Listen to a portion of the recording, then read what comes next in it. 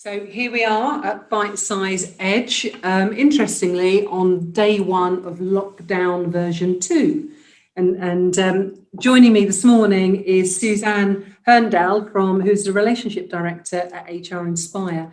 And Suzanne, you guys used to be my neighbour when we had our office in Tring, and Sandra, obviously one of the key directors, well, the owner really, isn't she? Yeah, the founder, absolutely. Yeah, the founder attended one of our courses, which is how we got to know you guys. And I looked on in envy as they had their office converted into something very beautiful. But there we are. So Suzanne, welcome. It's good to see you today. And we were talking just before press record. You're working at home, the powers of lockdown, and I'll be joining you, not at your home, clearly, fairly shortly when I leave the office. But how are you? I'm really good. So first of all, Pip, thank you for having me. And yeah, it's quite it's another big milestone, isn't it? It's another big day for people. As I left the office yesterday in Tring, it had a sense of, Christmas Eve, where people are mad buying things because they've forgotten something. Yes, there was an enormous queue for the barbers, and yet there were businesses staying open later than normal. I thought, gosh, this has got this sort of surreal Christmas Eve feel about it, pre-lockdown. I get that. It's almost a lockdown season, isn't it? It's a seasonal thing now we have. I experienced something very similar when I was driving back through, I had a dental appointment, but I was driving back through Aylesbury and everything was rammed completely. And it was almost as if exactly that. People are getting all their last minute shopping, haircuts that they probably only had last week, all sorts of things going on. It's an interesting world, definitely, for sure.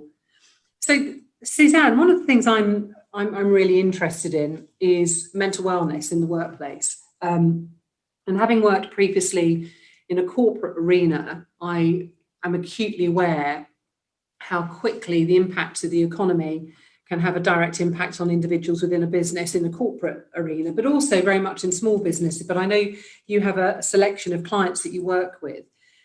In your role and at HR Inspire generally, how did you find lockdown version 1 impacted businesses from a mental wellness perspective? I think really, Pip, in version 1, it was very much communication around the furlough scheme. It was a word that people didn't even know how to pronounce correctly in the beginning, if you remember. I used to refer to it as the F word, or we did in our comms, just to, sort of try and lighten the mood a little.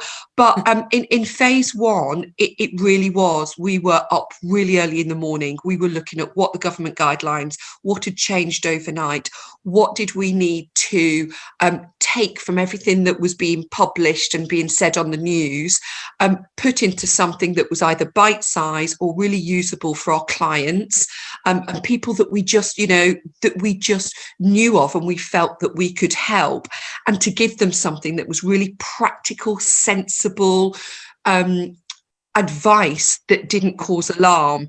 And we've got a team of really highly experienced, qualified experts, and keeping in touch with all of our clients. And one of the things we had feedback on particularly is thank you for keeping us updated constantly, both on the telephone, not bombarding us with emails because it's just too overwhelming, but giving us a sense of, right, okay, these are some very practical steps that we can take. Yeah, and I just wrote down 2 words. You said practical and sensible.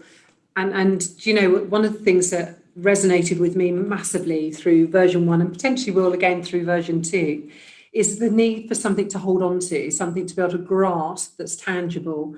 So having practical, sensible steps is something that a business and employees within a business can hold on to, because it gives them that element of security, I suppose, even if it's through a process of being furloughed, through a process of potentially being made redundant.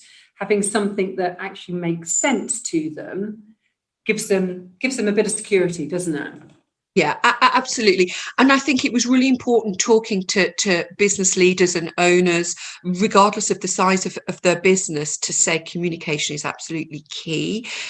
Giving them some really proactive things to think about, whether it was reorganizing their business, whether it was considering those people that should be on furlough, the steps that they may have to consider if they go into consultation, either collective consultation or individual, because they had to start thinking about redundancies and restructuring their businesses, on what that might mean. So really very much supportive, hand-holding, challenging, and being hugely supportive to make sure they were ahead of the curve, rather than being any sort of panic mode, which is, I'm now in this situation, what do I do next?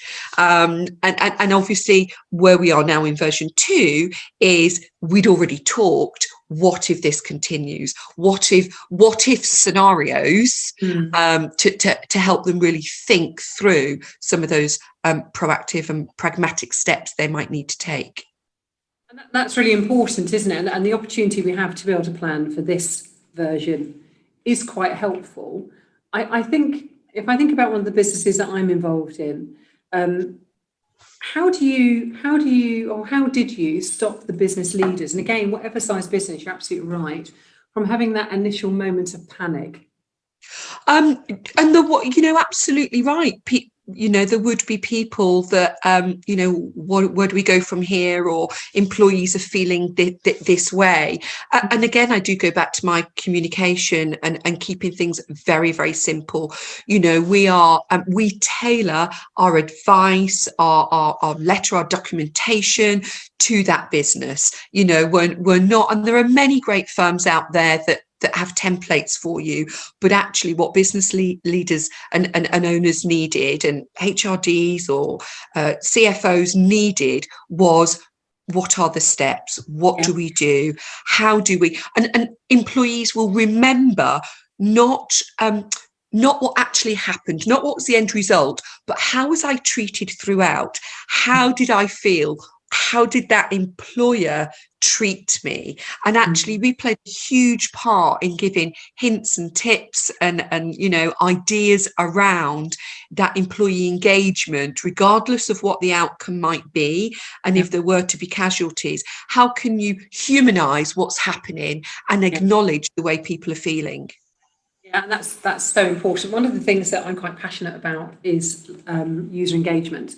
So if I put my technical hat on, I do an awful lot of work within behavioural interaction with technology and software applications and so on and so forth, and the user experience and user adoption. But actually, it's irrelevant what you're working with. It's all around being able to engage with the person, in this case, employees, in a way that is almost talking their language. So they get it, it feels personalised.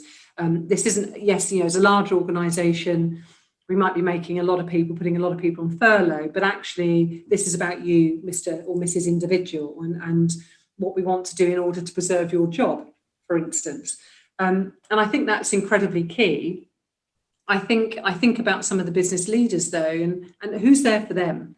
That's the key. There's some big old decisions being made. There's a lot resting on their shoulders. And it's fabulous to hear that there's a company such as yours there to be able to support them also at that level, because the stress is huge, isn't it? It is. And the amount of anxiety and worry about job loss, about debt rising, you only have to read, what's in the public domain about, Google statistics and the searches that people are looking. So whether it's domestic violence, whether it is anxiety, whether it's stress, and that isn't just an employee, regardless of what level they're at. That is the leaders at the top. They also have families, they also have friends, they also have these worries about their business, about their employees. And one of the things that we definitely would have been saying to the people that we're talking to is, it is okay to share with your team a little vulnerability and say it's okay not to feel okay. Yeah, I think that is so incredibly important. Again, that makes it really human, doesn't it? And that for me almost turns it from being a do to a do with process. That I'm experiencing this with you, I'm making these decisions, and right now this is how I'm feeling. And I think that's incredibly important and really, really valuable. Did you notice through version 1, as we've now called it, Was there any things that any processes or things that you guys put in place over and above that you'd normally do in order to deal with, for instance, the furlough scenario? Yes, we did. We encouraged companies to, staff will be missing that water cooler conversation in the morning, that it's a colleague's birthday. It's, let's talk about what was on TV at the weekend that we thought particularly funny, and share. And that interaction. And we've also got to remember there will be employees that are in shared accommodation that don't particularly have great Wi-Fi, or they had children at home. So there was all these factors we need to think about: home working and employers. How did they communicate, engage, and recognise there was a not to get? How did they didn't get frustrated when there's a dog barking in the corner or a child walking in the room saying, "Mum, can I have a biscuit?" All that sort of stuff, which has become really the norm, hasn't it? Absolutely. I had someone say to me the other day around, so with Zoom, for instance, the medium we're using now, you can pick your own background and all these sorts of things. And someone was saying, it was a coach actually saying to me that actually we actively encourage you not to do that, but to share part of your world with whoever you're speaking to, especially if you're a leader in a business, to bring that kind of humanized part of it to it. So this isn't a robotic approach here. This is very much, there is a family photo. That is my dog on the wall sort of scenario. And it is that, that strap line, we're in this together. We're in the same boat. Some people are working from the kitchen table. Some people are working from their bedroom. Some people have got, a super lovely office. But there's all sorts of things, for people to be concerned about. And I do think there has been an increase, and I have seen, and not our clients, but talking to other people, where staff have been afraid to leave their computer to go for lunch or to go and get some exercise or fresh air, and feel that absolutely, Zoom and team fatigue, because it is just constant, and they feel unlike if they were going to make a cup of coffee in the office, which is perfectly acceptable. If they left the computer or their laptop today and somebody called them and they weren't there, well, what are they doing? Are they watching TV? Are they doing something they shouldn't be doing? Lots of things to think about.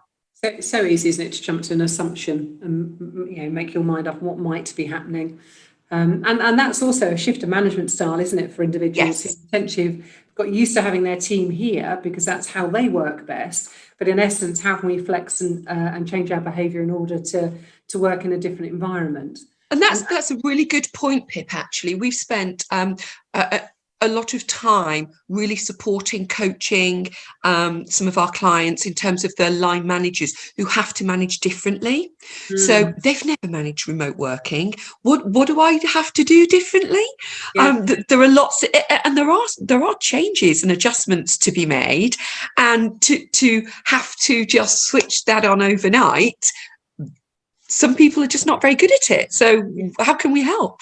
Yeah, absolutely. And again, a conversation I was having with the coach I was talking to yesterday, she was talking about the fact that she would normally go to client site and she would have done all her prep, but her journey time was her time to really engage with how she wanted to be and the key points and those sorts of things. And now she said, I find myself going, I've got time, I've got 5 minutes to quickly grab a coffee.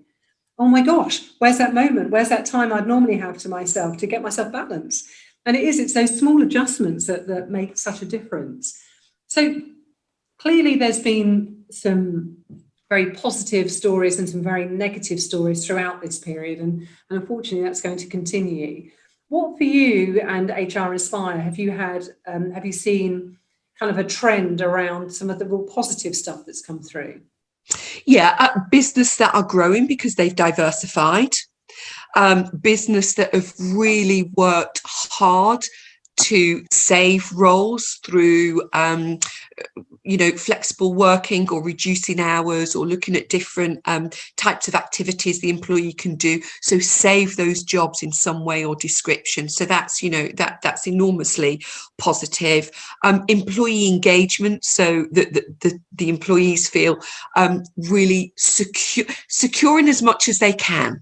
You know, I know my business, I know my employer is doing everything they can to save my job, to look after the business, to make sure we're still here for years to come, and feel, because again, it comes back to that communication, doesn't it?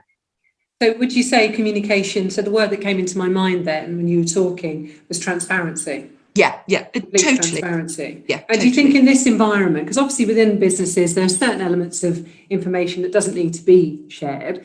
Do you think in this sort of environment, the more information a business leader can share, the better? I think it's about, when we say transparency, I think it's also about that honesty and integrity.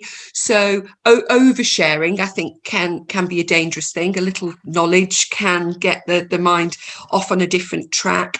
But actually, to for a business leader and owner to say, actually, I'm sharing with you as much as I can at this time, gives that sense of they can't do any more. You know, that they're being honest, they're being direct. They can't be certain because they're not certain themselves. None of us are. But okay, I feel really happy and comfortable. I know as much as I possibly can. Okay, that makes perfect sense. From an HR inspired perspective, what would be your kind of key nuggets, key top tips for businesses going into version 2 and also over a very difficult period, really, coming up to Christmas? We have an uncertainty, don't we, as to whether this is going to go on more than a month. Who knows? Boris keeps saying it definitely won't, and everyone else keeps saying it definitely will. So we'll wait and see, shall we? But what would be, from your company's perspective and yours, what are the key top tips? I know we talked about communication. Over and above that or around that, what would be your key top tips? Yeah, it would be really sensible to do, you know, businesses may have earlier in the year done an employee satisfaction survey. That probably didn't exist for many companies this year, but actually I think it's really sensible. One of our top tips would be do a temperature check, do a really simple, easy survey monkey or a questionnaire that goes out to sense check how employees are feeling, give them a voice to say, this is how I'm feeling. It'd be really different to everybody, for everybody, and then, you know, say what you're going to do about that information. It's all very well and good asking, how do you feel and what can we do, but share with what you are doing. I think you know, we also encourage celebrating success, because people, there's so much negativity in all sorts of topics. People feel a bit embarrassed or a bit ashamed to say, and this is going really well, or this is a huge success. And people really need that positivity. And so right. Yeah, and to feel it's okay to sort of, you know, applaud something really great has happened, or we've won a piece of business, or you know, somebody's done a really great piece of work. So that's enormously important. But also keep reviewing the plans, what you thought you had planned for a month ahead, 3 months ahead, to the end of the year, whatever that looks like, because things are changing all the time and the guidelines will change. So keep revisiting that strategy, and having a look what that looks like. And the other thing would be looking at what staff benefits you have in place and your policies are in place, and are they still fit for purpose in the current climate? Is there anything different, better, that you could do that would suit the environment that we're all currently living with? Flexibility, isn't it? All the way through, you talked about how those businesses have been really successful, those that have diversified, but it's exactly what you're talking about there. It's diversifying in the way that we actually think within the business, which is really key. Fascinating. So tell me a bit more about HR Inspire.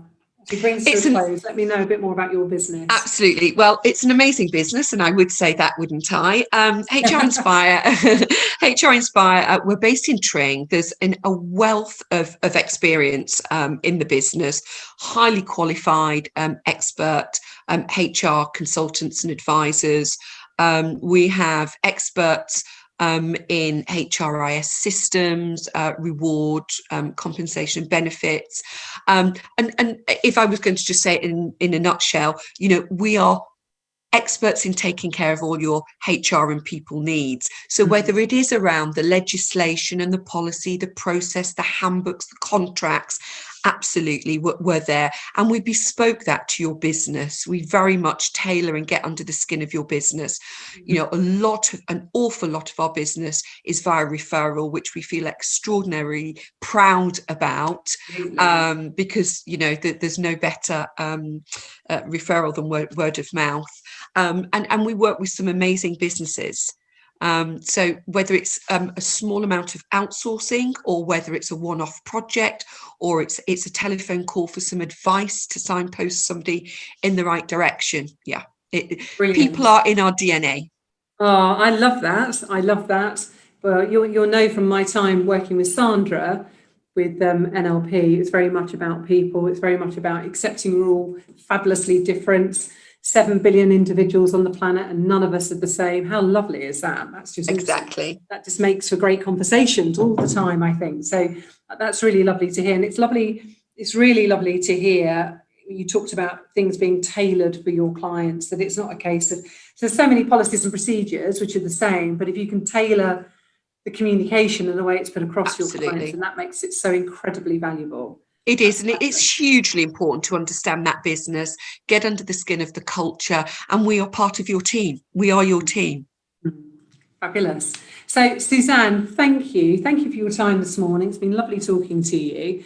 Enjoy, by what it looks like to me, enjoy where you are going to be working from today. Fabulous. It's a stunning day outside, a bit chilly, but I can imagine walking around the grounds will be lovely. I will include the details for yourself and HR Inspire on our podcast, so that anyone wishing to reach Suzanne to find out more, to see whether your business would benefit, and I'm sure it would, from Suzanne and the rest of the team at HR Inspire's advice, I will share the details.